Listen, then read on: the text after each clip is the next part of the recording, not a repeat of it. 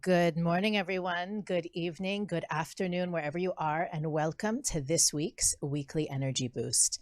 My name is Elisheva, and I'm here this morning with David, and we have a very special guest that we will introduce momentarily. We are continuing our conversation on relationships. This is episode number 2, and as promised last week, we're going to focus on the feminine aspect, the feminine role we have in relationships. The Weekly Energy Boost is a spiritual energy forecast. And this month, we're focusing our time and energy on discussing relationships because according to Kabbalah, that's what's going to be thrown in our face.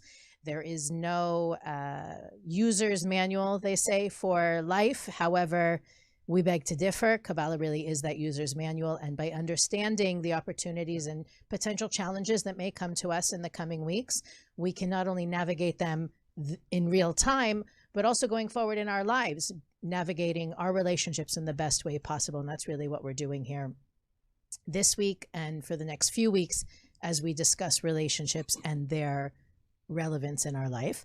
For that reason, we brought on a great, a great person, obviously. It's good that we bring on great people. That's our standard. We only bring on great people, but for this particular episode, we're bringing on Matthew Wade of My Silent Bravery, who I was inspired to bring onto this show. He, a couple of years ago, wrote a column for an online magazine that I was obsessed with. No, I wasn't obsessed. I was passionate about. Teen Vogue? Teen Vogue, you know me, right? Yes. So we wanted to bring in Matt's perspective on living, trying to be the best person you can, whether in relationships and between relationships. And he has been a longtime student of spirituality as well and brings that into everything he does, into his writing, into his music. He has a beautiful program that he presents on social media. And Matt, we'll give you some time to share with us a little bit about that. Before we get there, yes, David, you are the person, you are the inspiration for these episodes because all through these last few years that we've been doing Weekly Energy Boost, you've dangled this carrot and you've said over and over again, okay, listeners, do you want an episode about female and male? Do you want to hear what you're supposed to be doing? You're doing wrong. You're doing right. What's your problem? So that's why we had to do these episodes. And I want to both curse you and thank you. This is a template off of our some of the classes that we teach, I think in Kabbalah 3, I would say in the beginning. And these are the highest rated classes that we teach in our courses. And I thought, why aren't we doing this on our podcast? So today's focus is going to be on feminine energy and the feminine role. And I think we need to preface this. I don't know if we talked about it in last week's episode, but we need to preface it with the idea that Kabbalah believes that there are two energies. There are two energies. There's the feminine energy and a masculine energy. And we're not thinking of this in terms of men and women. So before certain people get all up in arms, we're not talking about men and women. We're talking about energies. The way we have a plus and a minus, the way an atom has a proton and an electron, two distinct energies, they somehow work together to create the building block of life. And so each one of us as individual people, we have feminine energy and masculine spiritual energy. We have these two spiritual forces inside of us. And each one has its superpower. So let's say they play a different role. So the way to just be clear about it is the feminine energy's superpower is the ability to draw and to manifest. I don't want to toot my own horn, but yeah. Yeah, that's your superpower, to draw and to manifest. And it doesn't mean that Elisheva has a superpower and I don't, because I may have feminine energy, and to the extent that I do, that's my power to draw and to manifest. Right? With the female energy, Kabbalistically, can manifest, bring something to fruition. We know this from the egg that a woman carries, and that's how she manifests a child. She's responsible for manifesting the child, not the man. The man's superpower is to channel energy. So that is the male role. The male role is the channeling of the energy, as denoted by the sperm.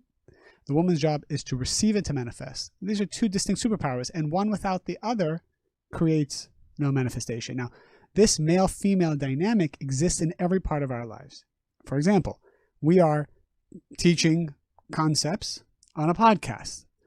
So what are we doing? We're channeling energy. So we're actually playing, this is the part of our lives that we play a male role of channeling energy. And our audience, whether you're a man or woman, it doesn't matter, our audience is playing the role of a female to the energy. degree that you let the wisdom in, to that degree, you're accessing that feminine power. That feminine power, right? So every time you're receiving wisdom, advice, energy of any kind, and you manifest that energy, meaning you hear this and you make a change in your life. You hear this and it elevates you. You hear this and you do some kind of action to manifest that energy. That is the female power at its height. So teacher, student, the teacher is the male energy, the student's the female. Us and the creator, right? All of humankind, we are female relative to the creator. Creator is male energy, channeling. So why do we bring this up? Because Kabbalah believes that every relationship, in order to reach its highest point of greatness, must have the right energy, the right balance of male and female. So even if two men are married, or two women are together, or even if you don't identify as a gender and you're together with someone else who doesn't identify as a gender, all of that's great. You just need to know that for the relationship to work, these two forces of channeling and manifestation need to be balanced, what we call masculine and feminine energy. And that's, by the way, we mentioned that last week, that the whole existence of those two genders or energies is simply an emulation of what happened when the world began, that creation story between the light and the vessel. So in any given moment, now you go and share the show, you then go from feminine strength to masculine strength. And so it's a dance that takes place throughout our lives. And that's, to me as a woman, if I may speak for a second, that is one of the things that I think is most challenging about our time, is that we're expected to be more masculine than feminine all the time. I actually read something interesting, and somebody made a comment in your class last week. I made a guest appearance in one of David's classes last week, and David made a comment about my 900 kids, and I have so much free time on my hand. And someone wrote in the chat, I think it was to me privately even, how do I deal with such misogynistic comments from you? And I, of course, told her, please, it's a run-on joke between David and I, first of all, but second of all, I'm trying to catch up to her with kids. I'm trying to David spit them out two at a time. That's okay. We're going to leave that right there. The truth is, and this is one of the, like I said, it can put us in a difficult position, is that on one hand, the society really expects women to perform not only at home, but also in the workforce. And the wisdom of Kabbalah comes and says, wait a second, women are the more spiritually elevated of the two. There is less action required for a woman to achieve the same spiritual height as a man. And that's one of the things I know that, Matt, you've been a student of spirituality, a student of Kabbalah for a very long time. When you hear that women are of a more elevated perspective, how does that make you feel? Where do you see your role as the male in this whole conversation? Well, let me start off by saying I'm no expert when it comes to how women operate. I try and do my best to observe and to offer insight, but in most cases I found that a lot of the time the women is more spiritually elevated. And something that I've sort of learned is, to allow them to take the role to guide the relationship in whatever form of relationship that might be, whether it be a friendship, whether it may be a relationship. And that's sort of their primary task. It's their job, from what I've learned, to guide. And I think especially for a lot of male, we can always use that guidance. Well, that to me, actually, when I heard that as a beginning student, I was almost insulted, because Don't tell me it's my responsibility. Don't tell me it's my job to manage the relationship. Don't tell me it's up to me if the relationship succeeds or fails. But if you heard what David said a few minutes ago, as the female side representing that manifestation, or I'll give you the best example. And I've tried this personally, and you've heard me say it before. Kabbalah is so annoying, and now you'll understand why I say Kabbalah is so annoying. The idea is that, let's say, if you're a woman, I was going to say head of household, that we're not here to discuss that, but you live with other people. Test this. It works. If you decide in the morning it's going to be a great day and everybody's going to have a great day, and that's your mindset, I promise you, at the end of the day, if you have a conversation with all the people that you live with, they will in fact have had a great day. And that's so annoying, because the responsibility is, I'm that powerful. Now, you can also say, oh my God, how amazing, I am that powerful. But knowing that we have the ability with our consciousness, with our mindset, to decide which way it goes. And by the way, a relationship succeeding might mean that it ends, right? That's another huge revelation that we kind of touched very gently last week. But the idea that success means it's best for both of us. It's win-win for both of us in the long term. And that's really that feminine ability to manifest. That's really how it expresses itself. So I want to share some Kabbalistic secrets about the female role. And as you're listening to this, you can apply this to any part of your life where you play the female role. When you're going to see your parents, and your parents are so excited that you're coming to see them, and they want to give to you, they want to share with you, you're playing this female role. As a student, to any mentor, teacher, guide, you're going to play a female role.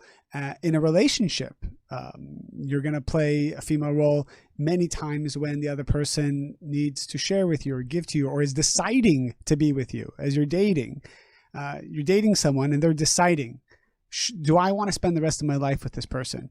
You're going to be playing a female role. And of course, as a woman as well, the primary energy is going to be this female role.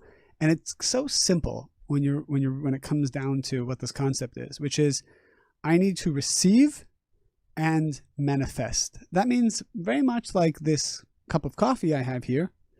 For this cup of coffee to do its job well, it has to do one thing. It has to receive the coffee, and it has to manifest it, meaning it has to provide for me what the ability to drink it. Maybe it means keeping the coffee warm. Maybe it means not cracking along the way, not spilling. It also means that the cup needs to hold exactly the amount of coffee that I want to give it.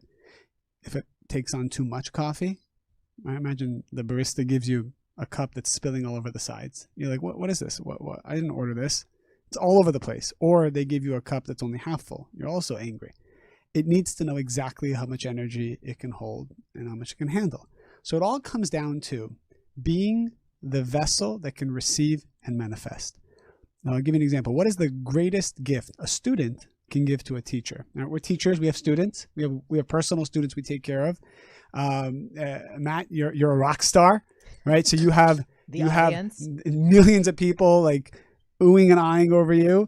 Can you imagine you're looking at your audience and you're performing, and someone just kind of like rolling their eyes and falling asleep? This is an example of a bad vessel. This is a bad vessel. So if I'm teaching a class, it's definitely happened before. It's definitely happened before. And it's happened to Elisheva. I don't believe that. I remember teaching classes where someone just like, I had a guy who was facing the other way, and just like his back was to me, and I'm like, well, this is not going to work. And another guy's still sleeping, and these are bad vessels. Why are they bad vessels? Because they're not engaged. They're not receiving my energy. And even the ones who are paying attention, and it looks like they're receiving, sometimes like a week later, I'd be like, oh, how was last week's class? And they're like, oh, I don't remember. What was it about? So they didn't manifest. They received, but they didn't manifest. So receiving and manifesting is the power that makes you a great female in any relationship. So either people have a hard time receiving the energy, they receive too much, they don't receive enough, they don't know how to receive, or they don't know what to do with that and to manifest. So sometimes when I have a teacher or someone that I'm working with, I even let them know, I heard everything you said and I applied it this week and I saw miracles. That's that's synergy right there. And then you feel that they're like so happy that they gave to you and now they want to give even more. So you're actually opening up the channels of energy from the male role. So we can take this into dating, for example, or as the role of a woman in any relationship. Men, and I would love to hear your opinion about this, Matt.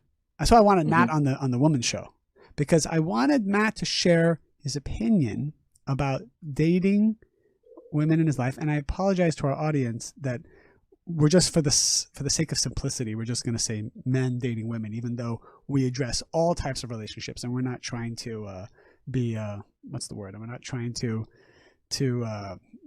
discriminate by focusing on one type of relationship or another, just for the sake of ease. Just be with me.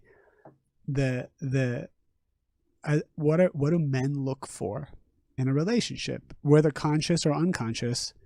We're looking for something when we are looking for a mate. What I would love to know from you, I can tell you from speaking to thousands of men regarding relationships, and I want to hear what Elisheva has to say, because Elisheva has thousands of male students in the last thousands of male students in the last 20 years accumulated. Yes, okay, amazing. Not at this current moment. This second. Yeah. So I can say that the number one thing that I know men are looking for is, how will this person receive and manifest my energy? Are they bringing out the best in me?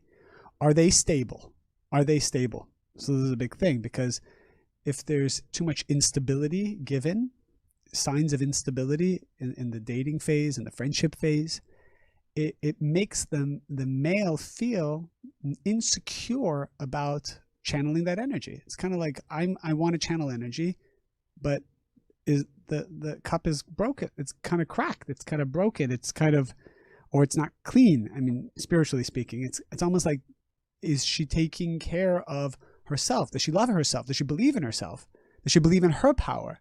Does she have self-love? These are all things unconsciously all channels of energy are looking for. So I just want to just share that little intro for a moment, and hear Matt, what's your opinion about it? I'd say the number one thing that I'd want to experience is to feel supported. You want to feel loved, you want to feel supported. As you just sort of mentioned, if you have a vessel that's channeling the energy, holding the energy, you want to make sure that it's compatible. Not only is it compatible, that it's manifesting all that energy in the best way possible.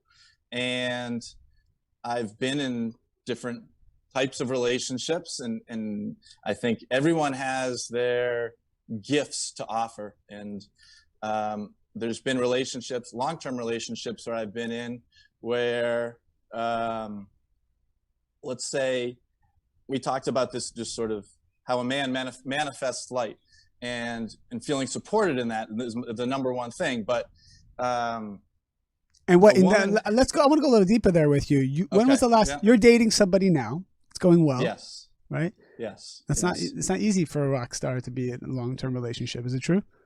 It's true. Okay. It's true. So, well, I mean, I can't speak for all of them. Yes. For myself, it's taken some work. I'm not, it has. It's work. All right. So it's spiritual work. Before this relationship, we'll get to that in a moment. Your last long-term relationship, how long was it? It was about 2.5 years, and it was about a dozen years ago. And it was very serious. I thought, that I was going to end up marrying this girl, wonderful girl. And it ended up not working out at the end, basically because she wanted to change the way that I manifest my light. Oh, so she said, I love that you're a musician, a talented one, a rock star, but I think I want you to become a cardiothoracic heart surgeon at Mount Sinai Hospital. I mean, she didn't say that, but yes, more or less. Yeah, we're protecting the innocent here. Yes. Have you ever considered medical school? Yeah, she was uncomfortable with me being a musician for a living. And for me, that's how I manifest my energy, how I put light out into the world, and how I share. So how can I be with someone that's uncomfortable with that? So she wanted to go into this partnership wanting to change me. And I think that it's important that women know going in, you need to be comfortable with who, you know, your partner is, or if it's man and man, or, you know, as we mentioned earlier, or women, like, you need to be comfortable with who your partner is and how they put energy out into the world. And if you're going into the relationship trying to change them, it's never going to work. Beautiful. I mean, he just nailed it. And there's nothing wrong with that girl saying that I don't feel comfortable, right? Because she probably didn't like your hours or the way where you were. I can see that it would make one insecure if their significant other was on stage being oodled and oddled at constantly. That's like, yeah. I don't know. I totally relate. And at the same time, you know, there's nothing wrong with that. It just means that there's a lack of compatibility, but we're trying to recognize that ahead of time. But that's the brilliant thing about looking at this from a spiritual perspective, is that if my intention, I'm willing to be with you under the pretense that you're going to change. People change. That's a given. Right. But I'm under the pretense that things are going to change or you're going to change. You're setting yourself up for disaster. This is so important, what you just said and what Matt just said, because people should know that the number one thing that a man wants, and he said the word, he said trust. A man needs trust and support in the way he channels energy in this world. And if you don't give that, what you're doing is you're creating a deal-breaking scenario. Now, that doesn't mean that what he does needs to be refined. That doesn't mean that what he's doing might not need to be elevated or monetized, right? Because if you were just playing your guitar at home and you're saying, you know, believe in my passion, and she's like, well, I don't see how you're going to support our family, there's a point there. So what's important to know, and this is where spirituality comes in, is that you can't tell a man what to do or how to do it with his energy. But you can do it in a way that he knows you trust him and you support him and you are partnering with him so that he can become the greatest version of himself. And this is the same thing with children, the same thing with anybody in our lives. We have to be very careful not to demolish their way that they manifest or they believe they can manifest their soul's energy just because it's inconvenient for us. Well, okay. The thing that comes to my mind, and of course I'm the female in the room listening to two men have this discussion right now, that when I think about the people that I've worked with over the years that have struggled with their relationships, even the long-term ones, it is often a discussion about energy, balancing the energy in the relationship. And when two people are dating, there's a bit of a game or a tango that we talk about. And again, this is just a mirroring of spiritual worlds more than anything, is that women, and I can speak as a recovering woman, we as females tend to want to give. That's our nature. It's easy to share. And so we end up giving too much and therefore not allowing the other person to be a giver, to be a creator, to be a part of the circuitry in the relationship. The example I remember reading was about, you know, if you have a handyman come to your house to fix your refrigerator, and they say to you that, you know, they get to your house and they say, it's going to be $800 to fix the refrigerator. Oh, I know it's a random number. I didn't forget the number. And you hand the person $800 as they step over the threshold into your home. Would you do that? No, you would wait for them to fix the broken thing. And then you would give them the money. At best, you would give a deposit, but you certainly wouldn't give out all the money. And this is not about, what's the phrase? Why buy the cow when you can get the milk for free? I'm not even talking about that, right? That's a, cliche. You've great. Never heard that before? Never. Why buy the cow when you can get the milk for free? Never so that's something that older generations use to tell us to keep our legs crossed and things like that. Got it. That's a polite way to say it. But the truth is, we do it energetically. That's my point. that in the beginning of the relationship, and I've talked about this person many, many times. I had a student years ago who was a runaway bride. She literally walked out of her own wedding ceremony because she realized that she was so much the doer and the giver and so actively creating her relationship that she could not commit to do that for the rest of her life, and walked out during the ceremony.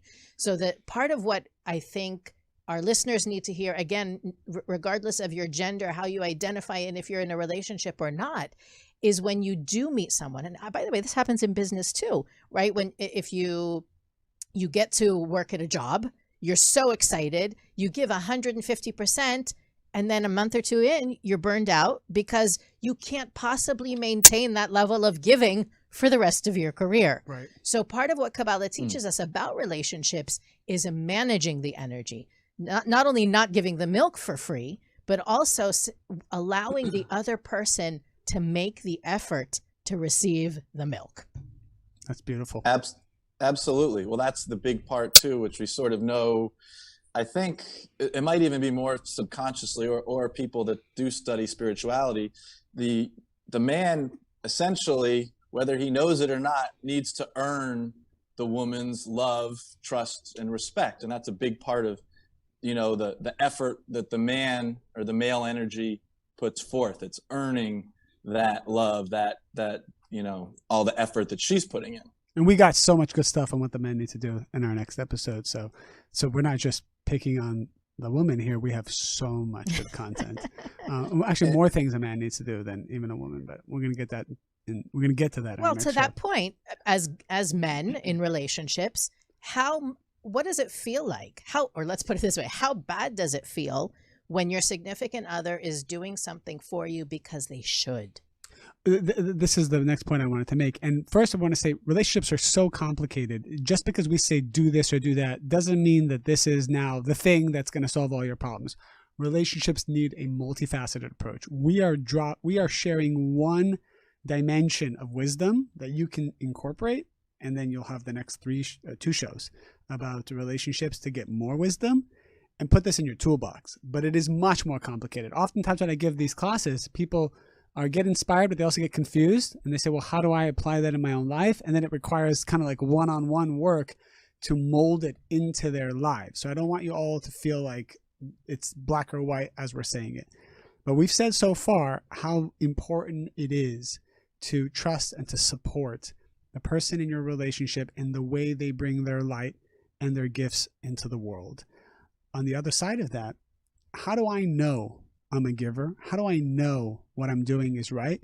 Is when I feel my partner is happy. And one of the things that all men unconsciously look for in a relationship, and they have this like filter in their brain, is she happy? Is she happy? Is she sad? Oh, if she's sad, he automatically assumes he's done something wrong. He's not doing the right thing. And I talk to so many men, and their biggest complaint often is that they feel emasculated by the fact that she might be going through a tough time or she's sad, and men always take it personally. And this is probably something more in the men's show we're going to talk about, where I have to tell the men, it's not about you. It's not personal. You're not doing something wrong necessarily. There's probably more you can do, but and this goes both ways, is happiness, is joy that the female has. Why is that important? Because one of the things I tell single women is before we enter a relationship, let's get to the highest level of self-love and the resolution of certain fears and issues you have inside yourself, including whatever unresolved things you have with past relationships, parents. Because if you drag all that stuff into your committed relationship, you're going to go through a roller coaster of emotions, a lot of ups and downs, a lot of wounds will come out. And what will happen is that man will think it's all his fault. And you will feel, and there's a point of no return sometimes where the man feels like there's nothing I can do. This relationship's already been jaded, broken, whatever it is. So important for a single woman to go through a spiritual journey as we're learning it. Self-love, understanding yourself, loving yourself, being secure with yourself is the essence of a stable vessel. Don't do this work of self-love in the relationship. Try to do as much of it as possible before the relationship. What about to all of our listeners who are in relationships? So if you're in a relationship, then to realize that, well, it's never too late. There's a reason why the Creator put you in this scenario. I would focus on all the things that we're learning now. And with the women that I work with, I tell them, stop looking for the man to change, to reveal his light in a different way.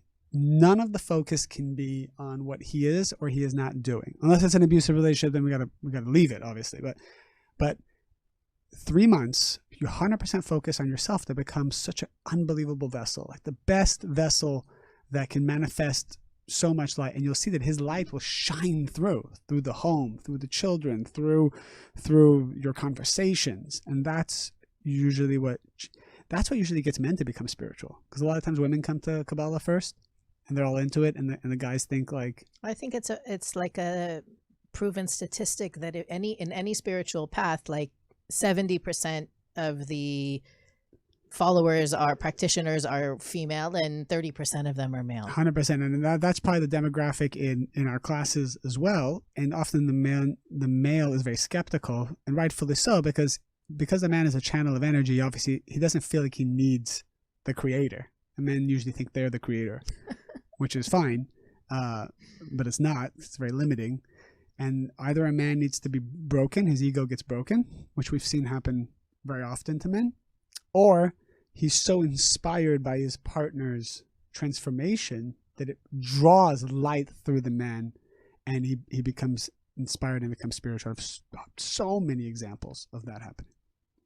I think communication is important as well, because the way that the male and female energy process energy a little differently, whereas men are doers and women are more talkers and communicators. Women often want to talk about things, and men want to just go ahead and, if something's wrong, like you're saying, so the woman's upset, the men just want to go automatically and fix the problem and make it so that the woman's happy. So I think it's important to have good communication and be on the same page in your communication, and knowing that, okay, women want to talk about it, men want to actually go and solve or fix whatever may be ailing. This is a cliche I talked about last week. Can I share? Do you want to share something? No, I was going to share. I won't forget. Go. This is I gave a 5-minute lesson that I shared with my closest students.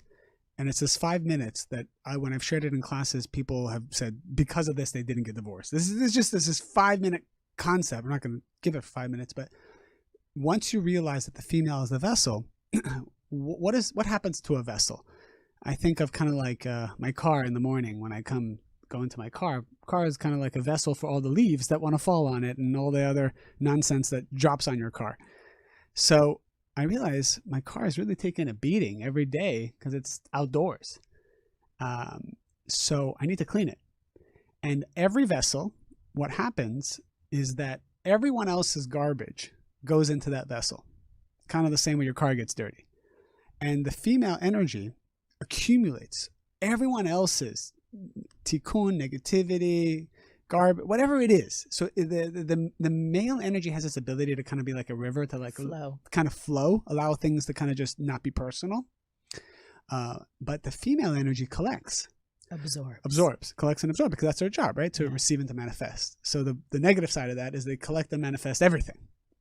So one of the greatest secrets I learned from my teacher is when you, let's say, come home, it's very cliche, but it's very powerful if you understand the spiritual lesson. When you come home, you must first allow a 10, 20, or 30-minute block of time for your partner, the female in this case, to remove all the accumulated energy of the day. This is actually something you should be sharing in the male show.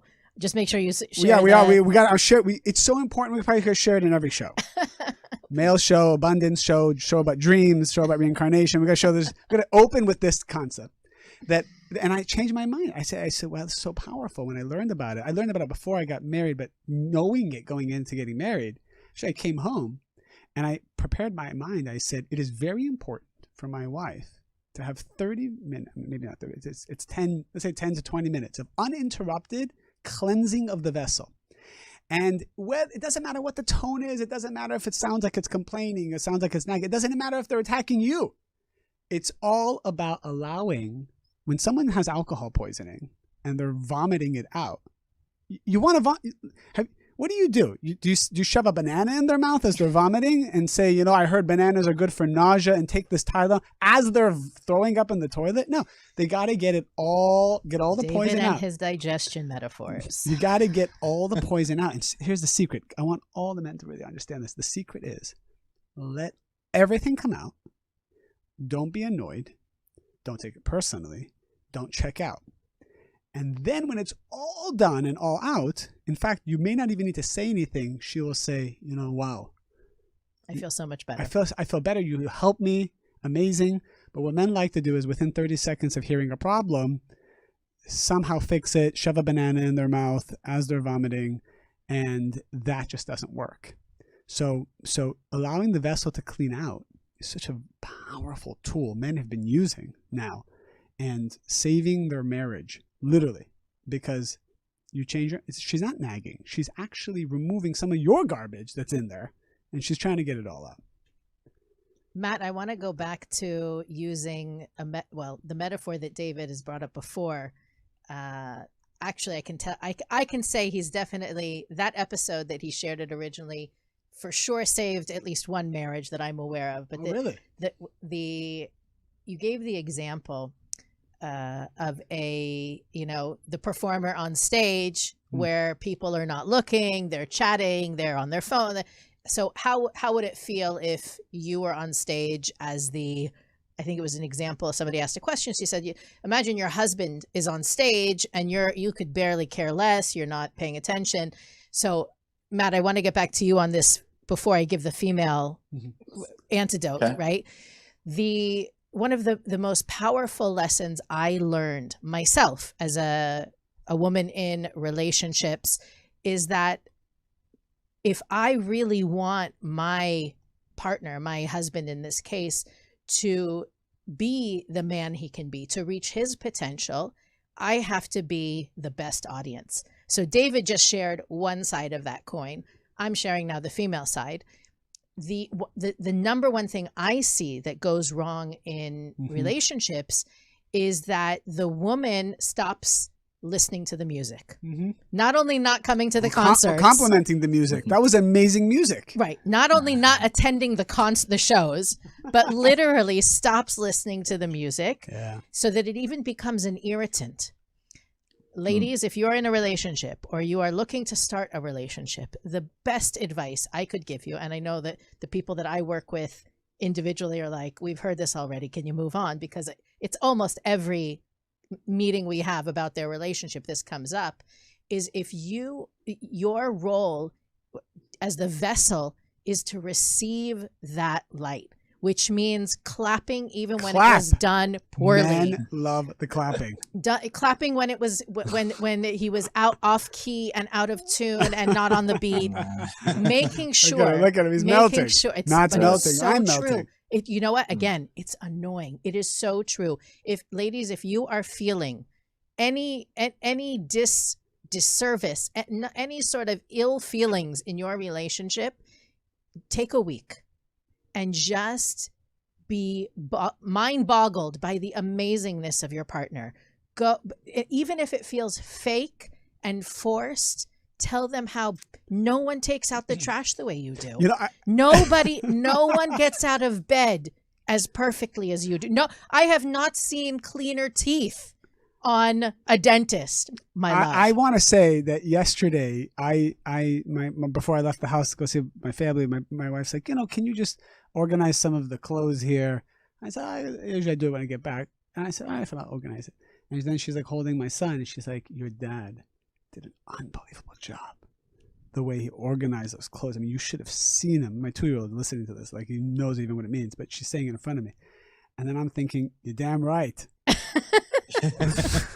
I was like, I felt elated by that compliment of how well I folded those clothes. I know. I have students that are listening to this and they're like, I can't, Elisheva, I just can't. He's not good at it. He's not amazing. He's really complaining and upsetting me all the time, and I just can't pretend.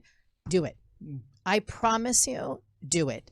And Matt, I know that as a performer, not only in your private life, but as a public performer, there is this feeling of needing to do your best, to give your best, to inspire. And I wanted to hear from you, like, you have these, I've listened to your songs, I've read your lyrics. It's some of the most uplifting and inspiring stuff that's out there today. Where do you get your inspiration from? How do you keep that flow of not only beautiful music, but also words coming? Well, thank you for the kind words, by the way. Wow, Matt, your music is so see what I did there? The way you speak into that microphone, it's like I've never seen somebody talking to a microphone like that. I see what you did there, and it's great. Look at that! Look at that! He knew it was all part of the lesson, and he still is knocked off his feet by it. Right. And I had a great answer too that completely went out the window too with that. Well, here, what's your creative process? That's really my question. How do you continue to be a channel for that kind of inspiration? And is it drugs? Is it drugs? I know what I was going to say. No. Well, it was actually a lot of failed relationships that gave me inspiration to keep working and to keep pushing forward. And, whether you know it or not too, the music business is actually one of the hardest businesses that there is out there. And it's hard to get noticed in a meaningful way in today's world. And so I've never been one to, rest on my laurels. I've one to I put my head down and I do the work. And I found that there's different ways to do that.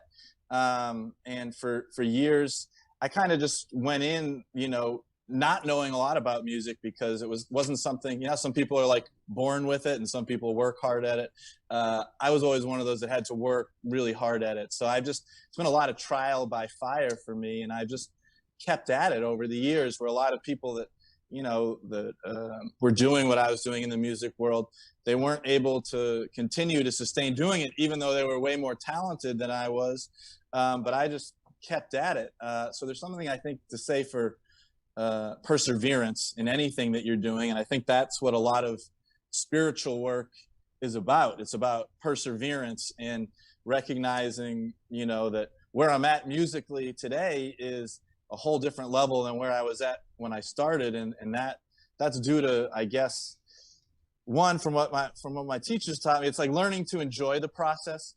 And, I guess being a channel for, in terms of where the inspiration comes from, being a channel for the messages that the creator's sending me, like whatever happens throughout my day, and being like, oh, that would be a really good song idea. And to try and make it as relatable to the audience as possible. Because at the end of the day, I think that, music in particular is one of the most magical things that there is, because usually you can ask 1,000 people and maybe 999 out of them will love music regardless of what kind of music it is.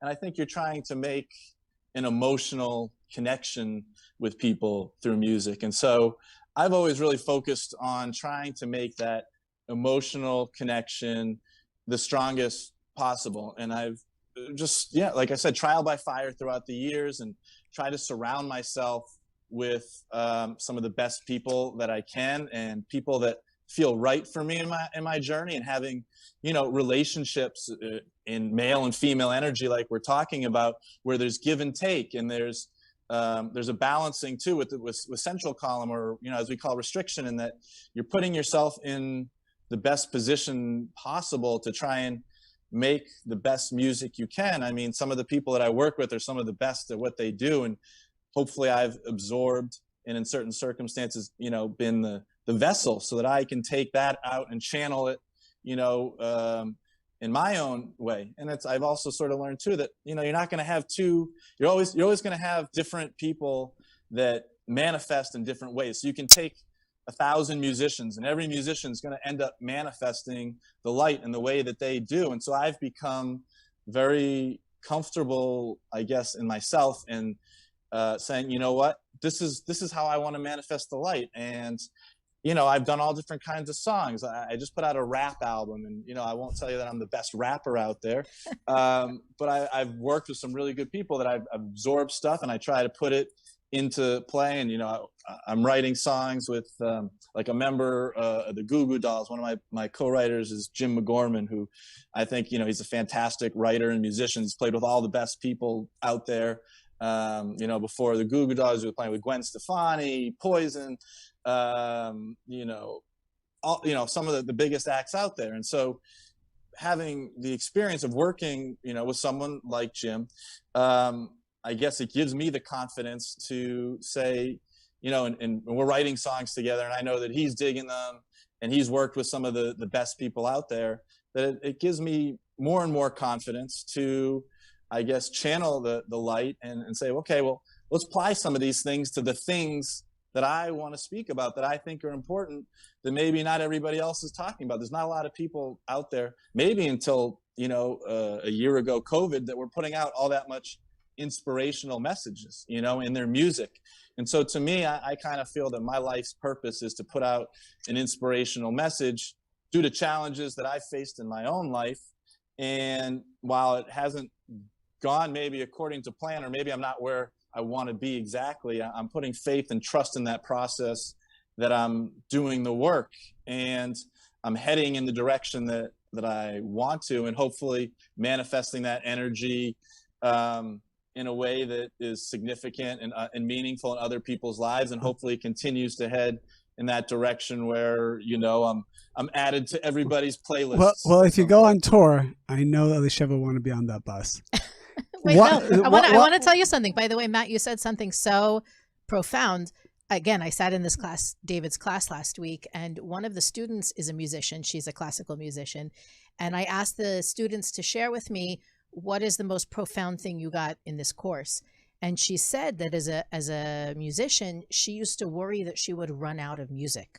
Her fear was that at some point, the well would run dry. And David had shared at some point that if you're trying to channel the light, if your goal is to be a channel and not a vessel, right? Not that you can hold as much as you can hold and then that's it. The moment she realized that all she's doing is taking light and manifesting it in that, again, whatever melody comes to her, whatever her creative process is, she's just the vessel for that. And I think that that's an important distinction to make, is that when you're in the act of channeling, when you're receiving, whether it's whatever form of talent, creativity, gifts you have, and then you're tasked with bringing it to a form where it can be enjoyed by people around you, if not the world, that's really the act of manifestation and creation that feminine aspect that David alluded to in the beginning of the show. We're gonna wrap this up, and before we do, I know you're gonna wrap it up, Elisheva, but the last thing I want to get from you, Matt, is what is a message you would like to give subliminally to your girlfriend, please? I think she's doing a great job. So that's it. So you don't need her to do. You don't need. Keep doing what you're doing. What's the best way to connect with Matt? In the future, what's the best way to support and trust Matt in the future? If she knew this, she only knew this. If I'm talking for 10 years, 20 years, just want to put you on the spot. Right. I mean, I like I said, I think she's doing a good job, and that's why the relationship's going well. I think I've started a lot of relationships and haven't finished any, and so I think that no, you finished all of them. Yeah, that's the problem. You finished all of them. That's the problem. Right. Maybe that's the problem. Okay, I phrased that wrong, but in general, I would like to have that lasting, meaningful relationship in my life, and I think that takes hard work. And I think to her, to anybody, I think that it's really, you need to be comfortable and confident in the person you are and your connection with the light. And when you're doing that and you're worrying about other people's happiness, then that automatically comes back into your life. So I think one of the biggest things, that Karen used to say, in messages that she's puts forth, start getting busy with other people, and the light will start getting busy with you, or a variation of that.